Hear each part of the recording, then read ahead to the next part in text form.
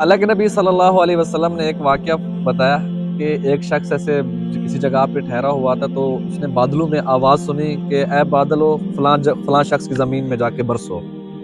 تو وہ بادل چلے کسی ایسے پتھریلی زمین میں برسے، تو مختلف نالیوں سے پانی جمع ہوتے ہوئے ایک ہی نالی میں پانی آ گیا۔ تو بندہ پانی پہ چل پڑا کہ یار پانی کہاں جاتا ہے، ایسا کون ہے اللہ کا بندہ جس میں بادلوں کو حکم دیا گیا کہ فلاں جگہ پہ جا کے برسو اور فلاں شخص کے باغ کو سیراب کرو۔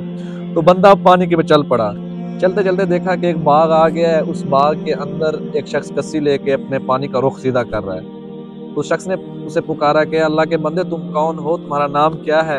تو اس شخص نے اپنا وہی نام بتایا جو اس نے بادلوں میں سنا تھا۔ تو وہ حیرت سے چپ ہو کے ٹھہر گیا۔ تو وہ جو باغ کا مالک تو پوچھنے لگا کہ آپ نے مجھ سے میرا نام کیوں پوچھا؟ تو کہنے لگا کہ یار میں وہاں ٹھہرا ہوا تھا، تو بادلوں میں آپ کی نام کی آواز سنا کہ اس کے باغ کو جا کے سیراب کرو۔ ایسا کون سا عمل کرتے ہو جو ڈائریکٹ بادلوں کو حکم ہوا ہے اور اسپیشل سارا پانی آپ کے ہی پاس آئے، کسی اور کے پاس نہیں گیا؟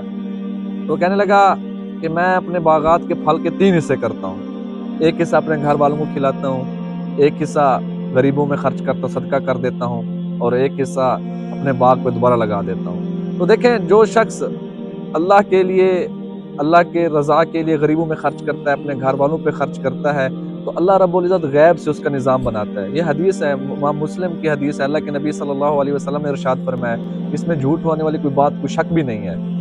تو اگرچہ آج وہ نظام نہیں ہو سکتا کہ بادلوں کو حکم ہو سکتا ہے اللہ کسی اور طریقے سے ہماری مدد کر دے۔